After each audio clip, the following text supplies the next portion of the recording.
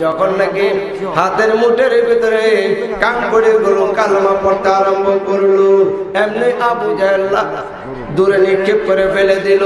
আর বলতে লাগলো, বাতিজা এতদিন তো ভাবতাম তুমি একটা জাদুকর, কিন্তু আজকে প্র্যাকটিক্যাল দেখলাম আসলে তুমি জাদুকর। না হইতে কেমন করে পাথরের জবান খুলে যায়? আসলে এটা কি জাদু না মুজিজা? বলে এটা কি জাদু না মুজিজা? জাদু কোনটার মুজিজা কোনটা এটা আমরা বুঝি না। এক কথায় তার কপালে হেদায়েত নাই। কি নাই? আরো জোরে না, কি নাই? হেদায়েত নাই। হেদায়েত অনেক বড় দৌলত। হেদায়েত আল্লাহর কাছে চাইতে হবে। আল্লাহ ছাড়া হেদায়েত দেওয়ার মতন আর কেউ নাই। এই জন্য আমি বলতেছিলাম, বড় হুজুর হোক আর ছোট হুজুর হোক, বড় হুজুরের মাধ্যমে হেদায়েত হবে আর ছোট হুজুরের মাধ্যমে হেদায়েত হবে না, এটা কিন্তু ঠিক না। আল্লাহ কার জবান দিয়ে কোন সময় কোন কথা বাহির করে দেয় সেটা দুনিয়ার কোনো মানুষ বলতে পারবে না। আল্লাহ যার জবানে হেদায়েত রেখেছে তার কথার মাধ্যমে আল্লাহ মানুষকে হেদায়েত দান করে দেবে। তাই আমরা এখানে যারা আসছি আমাদের সকলের অন্তরে এটাই রাখতে হবে, হেদায়েতের মালিক হলো আল্লাহ। এই জন্য নামাজ পড়েন, রোজা রেখেন, জিকির আজকার করেন, নেক আমল করে আল্লাহর কাছে সব সময় দোয়া করতে হবে, আল্লাহ তুমি আমাকে হেদায়েত দিয়ে দাও, তুমি ছাড়া আমার হেদায়েত দেওয়ার আর কেউ নাই। হেদায়েত দেওয়ার মতন ক্ষমতার কারো নাই। এই জন্য আল্লাহর কাছে সবসময় মুহতাজ হয়ে থাকতে হবে যে আল্লাহ তুমি ছাড়া আমার হেদায়েত দেওয়ার কেউ নাই, তুমি আমাকে হেদায়েত দান করে দাও। হেদায়েত কার কাছে চাবো? আরো জোরে বলেন, কার কাছে? হেদায়েত চাওয়ার জন্যই তো আমরা বিভিন্ন হুজুরদের দরবারে যাই, বিভিন্ন পীরসাহেবদের কাছে যাই, বড় বড় আলেম ওলামাদের কাছে যাই। কেন? যে তাদের মাধ্যমে আল্লাহ নিয়ে আমাকে হেদায়েতের ব্যবস্থা করে দেয়। ঠিক না বেঠিক? কোন পীর সাহেব হেদায়েত দিতে পারবে না, কোন আলেম সাহেব হেদায়েত দিতে পারবে না, কোন নবী হেদায়েত দিতে পারবে না যতক্ষণ না পর্যন্ত আল্লাহ হেদায়েত না দিবে। কারণ তারা হলো মাধ্যম, তাদের কাছে যাওয়ার উদ্দেশ্য হলো এদের সম্পর্ক আল্লাহর সাথে ভালো আছে, আল্লাহ নিয়ে তাদের উসিলায় আমার সম্পর্কটাও আল্লাহর সাথে ভালো করে দেয়। কি বলেন? ঠিক না বেঠিক? আপনারা কি আমার কথায় রাগ হইতেছে? আজকের এই মাহফিল এলাকার মানুষ দেখবে আর বলবে যে নূরে মদিনা হাফিজিয়া মাদ্রাসাওয়ালারা এবার একটা কাজ করছে, সারা দেশের মানুষ জমা নিয়েছে। হ্যাঁ বেটা, ওই বেটা কেউ। ঠিক না বেঠিক? তাহলে এই ওয়াজের দ্বারা সাইরেনের কাম হইতো। আর যদি এটা মনে করে যে নূরে মদিনা হাফিজিয়া মাদ্রাসার উদ্যোগে এলাকার মানুষগুলোকে জমায়েত করা হয়েছে হেদায়েতের কথা শুনাইয়া তাদেরকে জাহান্নাম থেকে বাঁচার পথ দেখায় দেওয়ার জন্য, কি বলেন? ঠিক না বেঠিক? আল্লাহ কি বলেছেন? ইয়া আইয়ুহাল্লাযীনা আমানু, হে ঈমানদারেরা, ও আনফুসাকুম ওয়া আহলিকুম নারা, তোমরা নিজেরা জাহান্নামের আগুন থেকে বাঁচো এবং তোমাদের পাড়া প্রতিবেশী তোমার আহালকেও জাহান্নামের আগুন থেকে বাঁচাও। আল্লাহ যদি ঈমানদারদেরকে মোহাব্বত করিয়া জাহান্নামের আগুন থেকে বাঁচানোর রাস্তাটা দেখাইতে পারে, সেই রাস্তাটা আলেম ওলামাগণ দেখানোর দরকার আছে না নাই? আরো জোরে কোন আছে না নাই? আমি শুধু নিজে জাহান্নামের আগুন থেকে বাঁচবো আর জান্নাতের নাজ নিয়ামত গুলাকে বুক করব, আমার পরিবারের মানুষকে জাহান্নামের আগুন থেকে বাঁচাইবার চেষ্টা করব না, আমার পাড়া প্রতিবেশীকে জাহান্নামের আগুন থেকে বাঁচাইবার চেষ্টা করব না, তাহলে আমার ইবাদত আল্লাহর দরবারে কবুল হবে না। কি বলেন? হবে? এই জন্য নিজেরাও জাহান্নামের আগুন থেকে বাঁচতে হবে এবং তার পরিবারের সকলকে, তার পরিবার শুধু নয় তার আত্মীয় স্বজন, তার পাড়া প্রতিবেশী সকলকেই জাহান্নামের আগুন থেকে বাঁচানোর চেষ্টা করতে হবে। সেই দিকে লক্ষ্য করে এই নূরে মদিনা হাফিজিয়া মাদ্রাসাওয়ালাদের এটাই উদ্দেশ্য। এই মাদ্রাসার উসিলা করিয়া, এই মাহফিলের উসিলা করিয়া এলাকার সকল মানুষকে কি কিভাবে জাহান্নামের আগুন থেকে বাঁচানো যায়, কিভাবে তাদেরকে জান্নাতের সুখ শান্তি ভোগ করতে পারে, এই ব্যাপারে আমাদের একটু সজাগ করে দেওয়ার দরকার। ঠিক না ঠিক? আপনারা কি জাহান্নামের আগুনে জ্বলার ইচ্ছা আছে না বাঁচার ইচ্ছা আছে? জাহান্নামের আগুন থেকে বাঁচার জন্য কার কার চেষ্টা আছে একটু হাতটা উঠায় দেখান তো দেখি। আল্লাহ কবুল করে নাও, সকলকে তুমি জাহান্নামের আগুন থেকে রক্ষা করে দাও, সকল বলেন আমিন।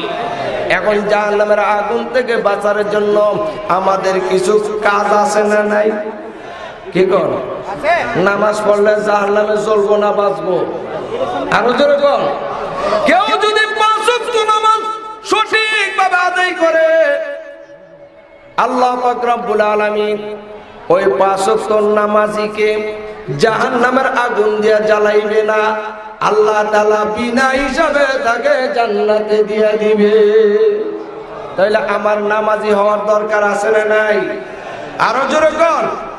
কারণ নামাজি হইতে হলে আমার নামাজটা কিভাবে সহি শুদ্ধ করে পড়তে হবে, এই জন্য আগে শর্ত হলো তোমার সহি করে কেরাত পড়া। এখন যদি আমি নামাজের মধ্যে সহি শুদ্ধ করে কেরাত না পড়তে পারি, নামাজের রুকুন আর কানগুলাকে সঠিকভাবে যদি আদায় করতে না পারি, তাহলে এই নামাজ তো আল্লাহর দরবারে কবুল হবে না।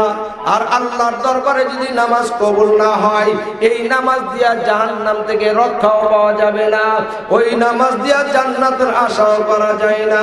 তোমার নামাজটা একাগ্র চিত্তে আল্লাহকে রাজি আর খুশি করার জন্য যদি পড়ো, সহি শুদ্ধ করে যদি নামাজটা আদায় করো, এমন এক ওয়াক্ত নামাজ যদি তোমার আমল নামাতে নিয়ে যাইতে পারো, হাসরের ময়দানে এক ওয়াক্ত নামাজ ওই জান্নাতে যাওয়া যথেষ্ট হয়ে যাবে। সুবহানাল্লাহ। আর যদি কোটি কোটি ওয়াক্ত নামাজ তোমার আমল নামাতে থাকে, একটা নামাজের মধ্যে প্রাণ নাই, একটা তো জান নাই, সব মুর্দা নামাজ হয়েছে, নামাজের আকৃতি হয়েছে, নামাজের সুরত হয়েছে, এই নামাজ আসরের ময়দানে তোমার কোনো কাজে আসবে না, কারণ সবগুলা মুর্দা নামাজ। আর এক ওয়াক্ত নামাজ যদি জিন্দা নামাজ হয়, খুশু খুজুর সহিত হয়, আল্লাহকে রাজি আর খুশি করার উদ্দেশ্য হয়ে থাকে, ওই এক ওয়াক্ত নামাজ হাসরের ময়দানে আল্লাহর দরবারে দাঁড়াইয়া তোমার জন্য সুপারিশ করবে। আল্লাহ, দুনিয়ার জমিনে আমি নামাজকে যেমন শুদ্ধ করে আদায় করেছে, আজকে আমি নামাজ এই বিপদ মুহূর্তে তাকে ছেড়ে যাইতে পারি না, যতক্ষণ না পর্যন্ত তাকে জান্নাতে না দিবা, ততক্ষণ পর্যন্ত আমি নামাজ তার পিছ ছাড়ব না। সুবহানাল্লাহ। তাহলে এরকম নামাজি হইতে হলে সহি শুদ্ধ করে কেরাত পড়ার দরকার আছে না নাই? এখন কোরআন সহি শুদ্ধ করার জন্য আমাদের মার্কাজ হলো মাদ্রাসা। এই মাদ্রাসার মাধ্যমে কোরআন সহি শুদ্ধ করে শিক্ষা দেওয়া হয়। এই মাদ্রাসার মাধ্যমে নুরানি ট্রেনিং এর মাধ্যমে নামাজকে শিক্ষা দেওয়া হয়, কিভাবে নামাজ পড়তে হবে, নামাজের রুকুন আর কানগুলা কিভাবে আদায় করতে হবে, সহি শুদ্ধ করে কিভাবে সূরাগুলা পড়তে হবে, এইগুলা এই মাদ্রাসার মধ্যে শিক্ষা দেওয়া হয় কি হয় না? আরো জোরে বলেন, হয় কি হয় না? শুধু তাই নয় ভাইরা আমার, এই মাদ্রাসার মাধ্যমে আমাদের নবী মুহাম্মদুর রাসূলুল্লাহ সাল্লাল্লাহু আলাইহি ওয়াসাল্লামের সুন্নাতগুলোকে ট্রেনিং এর মাধ্যমে শিক্ষা দেওয়া হয়। কারণ নবীর সুন্নতের উপরে যদি আমল না করতে পারো, নবীর তরিকা মতে যদি না চলতে পারো, হাসরের ময়দানে নবীজি তোমাকে সুপারিশ করবে না। নবীর সুন্নতের যে কত দাম আপনারা জানেন। যেই সমাজের মধ্যে যেখানে মধ্যে নবীর সুন্নতের আমল ছুটে যায়, ওইখানে যদি একটা নবীর সুন্নতের আমল করানো যাইতে পারে, একটা সুন্নতের উপর আমল করলে 100 গলা কাটা শহীদের সওয়াব তার আমল নামাতে চলে আসে। ঠিক না ঠিক? এখন আমরা যত সুন্নত আমল করতেছি, একটা সুন্নতের কথা আমি আপনাদেরকে বলি। আমরা এখানে যারা আসছি, আমরা সবাই হাতে পায়ের নখগুলা কাটি কি কাটি? কথা কয় না কেন? নখ কাটার একটা সুন্নত তরিকা আছে না নাই? আমরা তো নখ কাটি। আবার অনেকে আছে নখ কাটে না, বড় করে কুদলের মতন রাখে, কারণ কানের খোল ফুয়ার মতো কেউ আছে না? এখন নখগুলা যে কাটতেছি, আমরা কিভাবে নখ কাটি? নখ কাটার সুন্নত তরিকা কি? কোন দিন নখ কাটা? এবং কোন তরিকায় নখ কাটা? আপনারা বলেন তো কোন দিন নখ কাটেন? বৃহস্পতিবার। কেন কয়েকটা মতভেদ আছে, একদিনে তো বৃহস্পতিবার, একদিন শুক্রবার, শনিবার, অর্থাৎ যার যেদিন সময় পায় সেদিনই কাটে। সুন্নত তরিকার নিয়ম হলো নবীজি বলেছেন জুমার দিন ডাইন হাতের শাহাদত আঙ্গুল থেকে শুরু করে কাইন আঙ্গুল পর্যন্ত, পরে বাম হাতের কাইন আঙ্গুল থেকে শুরু করে শেষ করে সর্বশেষ ডাইন হাতের বৃদ্ধ আঙ্গুলের নখ কাটা। এটা হলো সুন্নত তরিকা। জুমার দিন, দিনটা হলো জুমার দিন, আর নখ কাটার তরিকাটা তো বুঝলেন। এইভাবে যদি নখটা কাটেন, নখ কাটা হয়ে গেল, আপনার নবীর সুন্নতের আমলও হয়ে গেল। ঠিক না বেঠিক? একটা সুন্নতের দাম কত তুমি এটা আগে জানতা না, এখন যখন জানলা এটার উপর আমল করবা। 100 গলা কাটার শহীদের সওয়াব আল্লাহ তোমার আমল নামার মধ্যে দিয়ে দিবে। আমরা কত ওয়াজ শুনি, কিন্তু ওয়াজ শুনলে কি হবে আসল মাহফিল আমরা জানি না। একটা ওয়াজ থেকে যদি একটা কথা শিখতে পারেন আর এই একটা কথার উপরে যদি আমল করতে পারেন, আজকের এই মাহফিল কামিয়াব হয়ে যাবে। আর যদি 10 ঘন্টা ওয়াজ শুনেন, একটা আমলও যদি আপনি না করেন, একটা আমলের কথাও যদি না শিখেন, এই মাহফিল দ্বারা আমাদের কোনো লাভ হবে না। ঠিক না বেঠিক? আল্লাহু আকবার।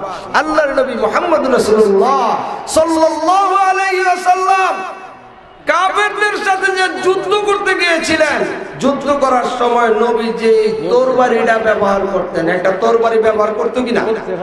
নবীজি তরবারি ব্যবহার করতো কিনা?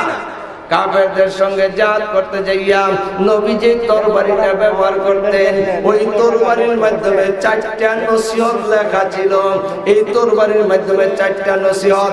এই 4টা নসিহত যদি আমরা মেনে চলি, তাহলে আমাদের জীবনে আর কোনো ওয়াজের প্রয়োজন হবে না। আল্লাহর নবী আমাদের হেদায়েতের জন্য এই 4টা নসিহতই যথেষ্ট। আল্লাহর নবী মুহাম্মদুর রাসূলুল্লাহ সাল্লাল্লাহু আলাইহি ওয়াসাল্লাম এনার তরবারির মাধ্যমে খোদাই করে যে সুন্দর করে 4টা নসিহত লিখে রাখছেন। এর 1 নম্বরের নসিহতরা নবীজি বলেন, তোমরা কারো প্রতি জুলুম করিও না। কেউ যদি তোমাদের উপরে জুলুম করে, তোমরা তাদের উপরে জুলুম করিও না। ঠিক না ঠিক? নূরে মদিনা হাফিজিয়া মাদ্রাসা, নূরে মদিনা, মদিনার নূর। মদিনার নূর বলতে কি বোঝায়? কি বলেন? ঠিক না ঠিক? মদিনার নূর বলতে কি বোঝায়? আল্লাহর নবী মুহাম্মদ রাসূলুল্লাহ সাল্লাল্লাহু আলাইহি সাল্লাম কোথায় শুয়ে আছেন? আরো জোরে বল, কোথায়? সেই মদিনায় থাকিয়া আমাদের খবর নবীর কাছে আসে না নাই? এই লক্ষ্মীপুর নূরে মদিনা হাফিজিয়া মাদ্রাসার খবর নবীর কাছে আসে না নাই? তাহলে আপনারা যদি এখানে কেউ বেয়াদবি করেন, এই বেয়াদবিটাও নবীর সামনে যাইবনি? তাহলে নবীর সামনে যাতে কোনো রকম বেয়াদবির আচরণ না যায়, আমরা সবাই আদবের সাথে বৈশা যাই। কি বলেন? ঠিক আছে না ইনশাআল্লাহ? কারণ আল্লাহর নবী মুহাম্মদ রাসূলুল্লাহ সাল্লাল্লাহু আলাইহি সাল্লামের সাথে যদি আমাদের আদব রক্ষা হয়, হাশরের ময়দানে যার সুপারিশ ছাড়া কেউ জান্নাতে যাইতে পারবে না, তার সুপারিশ পাইতে হলে আল্লাহর নবীর তরিকা অনুপাতে নবীর সুন্নতগুলোকে আমাদের পালন করার দরকার আছে না নাই? যারা নবীকে ভালোবাসেন তারা বসে যান। যারা নবীকে ভালোবাসেন বসে যান। এরপরও যদি না বসেন, তাহলে বোঝা গেল আপনাদের মধ্যে নবীর ভালোবাসা নাই। যদি ভালোবাসতে হয়, কাকে ভালোবাসতে হবে? যদি ভালোবাসতে হয়, কাকে ভালোবাসতে হবে?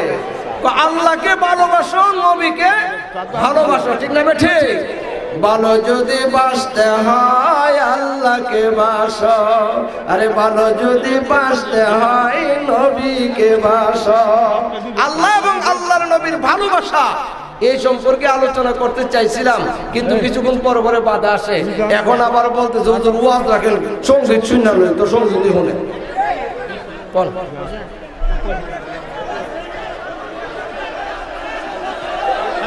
মসজিদ না হুদা বাখরনগর মাদ্রাসার তারিখটা যে কবে এইটা তো আমার লোক বলেছে যে আমরা হাই রাগো সঙ্গীত তোমরা শুনবো কিন্তু এখন সঙ্গীতের দাম নাই বড় হুজুর আগে থাকবে বা সবাই শুনবো ঠিক আছে না কথাটা একটা সময় আছে সময় ছাড়া সময় কাম করলো এটা বেশ লাগে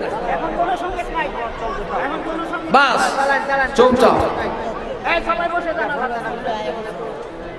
নবীজির প্রেম ভালোবাসা আমাদের ভিতরে যে আছে আজকের এই মাহফিল তার প্রমাণ কারণ নবীর ভালোবাসা ছাড়া কোনো উপায় নাই কি বলেন ঠিক না ঠিক নবীজির ভালোবাসা ছাড়া কোনো উপায় নাই সাহাবায়ে কেরাম নবীজিকে ভালোবাসতেন সাহাবায়ে কেরাম নবীজিকে ভালোবাসতেন কেমন ভালোবাসতেন শুধু মুখে নয় নবীজির সাথে সাহাবায়ে কেরামের ভালোবাসা শুধু মুখে নয় অন্তর থেকে নবীকে ভালোবাসতেন যদি নবী বলতেন আমার জন্য কে কে জান দিতে রাজি আছো সমস্ত সাহাবায়ে কেরাম এক বাক্যে রাজি ছিল আমরা জান দিতে রাজি ঠিক না ঠিক নবী যদি বলতেন আমার জন্য মাল দিতে কে কে রাজি আছো সাহাবায়ে কেরাম নিজের সমস্ত মাল নবীর জন্য বিলিয়ে দিতে রাজি ছিলেন ঠিক না ঠিক সেদিন নবীজিকে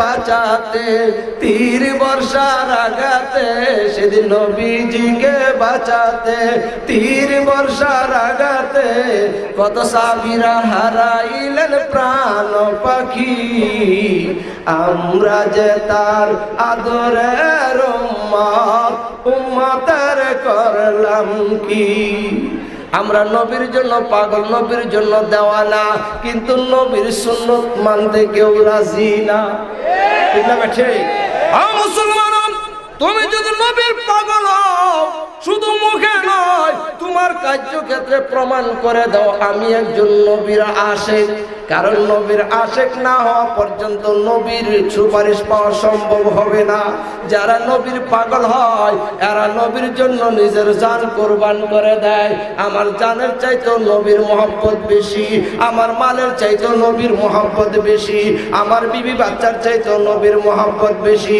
সব কিছুর চাইতে নবীকে বেশি ভালোবাসার দরকার আছে না নাই কারণ আল্লাহর নবী বলেছেন লা ইউমিনু আহাদুকুম হাত্তা কুনা আহাব্বা ইলাইহি মিন ওয়ালিদিহি ওয়া ওয়ালাদিহি ওয়ান নাসি আজমাইন আল্লাহর নবী বলেছেন ততক্ষণ পর্যন্ত তোমরা পরিপূর্ণ মুমিন হইতে পারবে না যতক্ষণ না পর্যন্ত তোমার নিজের জানের চাইতে মালের চাইতে তোমার মা বাবার চাইতে তোমার ব্যবসা বাণিজ্যের চাইতে এক কথায় দুনিয়ার সব কিছু থেকে আমি নবীকে বেশি ভালো না বাসবে ততক্ষণ পর্যন্ত তোমরা পরিপূর্ণ মুমিন হইতে পারবা না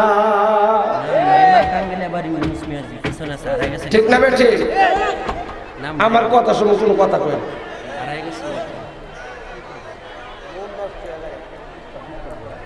ওয়াজ আল্লাহর পক্ষ থেকে আসে কেউ ইচ্ছা করলে ওয়াজ করতে পারবে না কিন্তু ওয়াজের মাঝখানে যদি বাধা হয়ে যায় আল্লাহর রহমতের লাইনটা কাটতে যায় ও আমি তো এলাকার মানুষ তো ছোট হুজুর এই জন্য বেশি একটা ভালো লাগে হেলিকপ্টার লই আইতে হ্যাঁ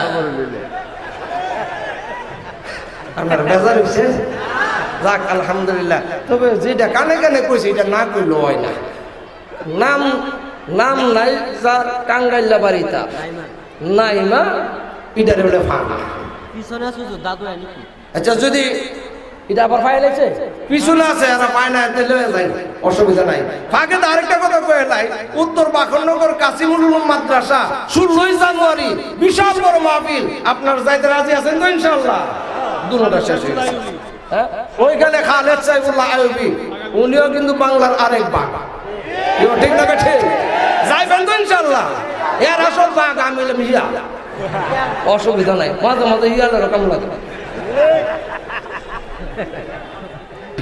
তো আমি যে কথা বলতেছিলাম কালকা আমাদের এনে গোলাম মাওলানা সাহেবের মাজারে ওয়াজ ও গোলাম মাওলানা মাজারে সব ওয়াজ ও চেয়ারম্যান সাহেব দাওয়াত দিছে আরেকটা দাওয়াত যত আছে সব দিউন লাগবে কি বলেন ঠিক না ঠিক? না দিলে অসুবিধা। তো ফাঁকে যে কথাটা বলতেছিলাম, নবীজির মুহাব্বত নিজের জানের চাইতে বেশি, মালের চাইতে বেশি, বিবি বাচ্চার চাইতে বেশি, ব্যবসা বাণিজ্যের চাইতে বেশি, সব কিছুর চাইতে বেশি মুহাব্বত কার? আরো আল্লাহর বলে। এন কিছু নবীর কথা তো এতক্ষণ কি কইলা দেন যে দিকে নাই তো ওয়াজ কেমনে শুনবো? নবীর মুহাব্বতটা দেখেন। একবার হযরত ওমর রাদিয়াল্লাহু তাআলা আনহুকে নবীজি বললেন, ওমর তুমি আমাকে কেমন ভালোবাসো? আমার জানের চাইতে বেশি ভালোবাসি না, আগে আমার জানকে বেশি ভালোবাসি, পরে আপনারে। তো নবী বললেন, তোমার ঈমানও ঠিক হয়েছে, তোমার ঈমানই পরিপূর্ণ হয়েছে না। কেন? যতক্ষণ পর্যন্ত তোমার জানের চাইতে আমার মুহাব্বত বেশি না হবে ততক্ষণ ঈমান পরিপূর্ণ হইতো না। এমনি আল্লাহর নবীর সামনে হযরত ওমর রাদিয়াল্লাহু তাআলা বলতেছেন, ইয়া রাসূলুল্লাহ, ইয়া হাবিবাল্লাহ, আমার জানের চাইতে বেশি আপনাকেই ভালোবাসি। হযরত ওমর রাদিয়াল্লাহু তাআলা আনহু, হযরত আবু বকর সিদ্দিক রাদিয়াল্লাহু তাআলা আনহু, হযরত আলী রাদিয়াল্লাহু তাআলা আনহু, হযরত উসমান গনি রাদিয়াল্লাহু তাআলা আনহু, সমস্ত সাহাবায়ে কেরামের ইতিহাস তালাশ করলে দেখা যায় আল্লাহর নবীর জন্য তাদের জান কুরবান, তাদের মাল কুরবান, সব কিছু একদিকে, আল্লাহর নবীর প্রেম ভালোবাসায় আরেক দিকে। তাহলে আমাদেরকেও সেই নূরে মদিনার নূর অর্জন করার দরকার আছে না নাই? আরো জোরে দরকার আছে না নাই? এই এলাকাতে হাবিবুর রহমান সাহেব হুজুরের আগমন, এটা কিন্তু আসলে আল্লাহর পক্ষ থেকে কবুল হয়েছে, বিজয় পাইছি, ঠিক না ঠিক? যার পিছনে 2-3 বছর মেহনত করে একটা তারিখ পাওয়া যায় না, সেখানে অল্প সময়ের ভিতরে তারিখটা দিয়েছেন। উদ্দেশ্যটা তো ভালো, এই জন্যই আল্লাহ কবুল করেছেন, কারণ নামের সাথে তাদের মুহাব্বত আছে। নূরে মদিনা, ঠিক না ঠিক? এই নূরে মদিনার আকর্ষণে আল্লাহ পাক রব্বুল আলামিন আমাদের আজকের এই বড় বক্তা, যার নামের উপর আপনারা আসেন, হাফিজুর রহমান সিদ্দিকী সাহেব দামাত বারকাতুল আলিয়া, সেই মাদ্রাসাটা আপনাদের এই লক্ষ্মীপুর, ঠিক না ঠিক? মাদ্রাসাটা কোন জায়গায়? এই লক্ষ্মীপুর। এই লক্ষ্মীপুর একটা নূরে মদিনা মাদ্রাসা হয়েছে। এই নূরে মদিনা মাদ্রাসার দ্বারা নবীর নূর সারা এলাকার মধ্যে ছড়ে পড়ুক, প্রত্যেকটা ঘরে ঘরে নবীর মুহাব্বত ছড়ে পড়ুক। এটা কি আপনারা চাননি? এই মাদ্রাসাটা একেবারে হওয়াতে আপনারা খুশি না বেজার? কে কে বেজার হয়েছেন একটু হাতটা উঠাইছেন? মাশাআল্লাহ, আমার কথা কেমন বুঝছে? একটা হাতও উঠে নাই। এখানে নূরে মদিনা হাফিজিয়া মাদ্রাসা হওয়াতে আপনারা কে কে অন্তর থেকে খুশি হয়েছেন একটু হাতটা দেখতে চাই। নারায়ে তাকবীর, দ্বীন ইসলাম। আল্লাহ কবুল করুন, সকলে বলেন আমিন।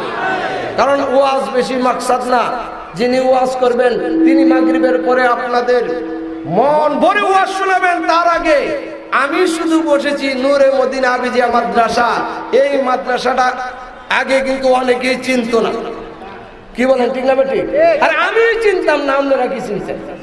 কিন্তু আজকের এই মাহফিলে পুরা রায়পুরা, শিবপুর, মনোহরদী, বেলাবর সব জায়গাতে এই মাদ্রাসার নামটা চলছে কি চলছে না?